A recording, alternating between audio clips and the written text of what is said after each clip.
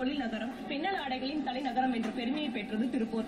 30 ஆண்டுகளுக்கு முன்னர் வெறும் 10 கோடியில் தொடங்கி இந்த ஏற்றுமதி தொழிலானது 30 ஆண்டுகள்ல அபார வளர்ச்சி அடைந்து இப்ப ஆண்டுக்கு 13,500 கோடி ரூபாய் அந்நிய செலாவணியை ஈட்டு தருது.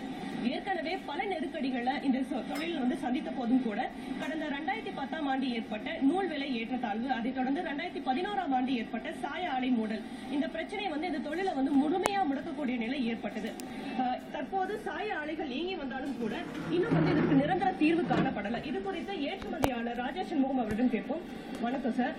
2011ஆம் ஆண்டு சாய ஆலைகள் மூடப்பட்டது. தற்போது இயங்கி வந்தாலும் கூட இது முழுமையா இயங்க தொடங்கல. இதற்கு மத்திய அரசு என்ன மாதிரியான நடவடிக்கை எடுக்கணும்னு நினைக்கிறீங்க? திருப்பூர் இந்தியாவின் பின்னலாடையின் தலைநகர்ங்கிற அந்தஸ்து எட்டிய ஒரு தொழில் நகரம். இதற்கு ஒரு உரிய அங்கீகாரமும் உரிய ஒரு ஆறுதலான செயல்பாடும் அரசாங்கத்திடம் தேவைப்படுகின்றது.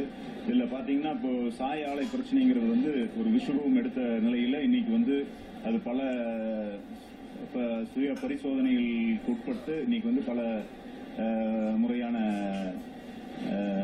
தீர்வுகளை நாங்களே அதுக்கு எடுத்து கண்டறிந்து செயல்படுத்திக் கொண்டிருக்கின்றோம். இந்த நிலையில central government pollution control board central government டிபார்ட்மெண்ட்ல இருந்து இதற்கு அவங்களே இதற்கு ஒரு தீர்வை வடிவமைத்து அந்த தீர்வை அவங்களே அமல்படுத்துற வண்ணம் கவர்மெண்டே எடுத்து இது நடத்தினாங்கன்னா இன்னும் சிறப்பா இருக்கும். ஏன்னா இயற்கை சூழலை முற்றிலும் பாதுகாக்கிற ஒரு நிலை கவர்மெண்ட் எடுத்தா தான் அதை சீராக செயல்படுத்த முடியும். பல லட்சம் தொழிலாளர்களுக்கு வேலை அளிக்கக்கூடிய இந்த பின்னலாடை தொழிலை பாதுகாக்க நூல் விலை உயர்வை கட்டுப்படுத்துவதோடு அதே போல சாய ஆலை பிரச்சனைக்கு நிரந்தர தீர்வு காண வேண்டும் அப்படிங்கறதா இங்க இருக்கக்கூடிய ஏற்றுமதியாளர்களுடைய எதிர்பார்ப்பா இருக்கு. இதற்கு வரக்கூடிய நாடாளுமன்ற உறுப்பினர் முக்கியத்துவம் அளிக்கணும் அப்படிங்கறதா இவர்களுடைய ஒட்டுமொத்த கோரிக்கை. நாம தற்போது திருப்பூர் ரயில் நிலையத்தில் இருக்கோம்.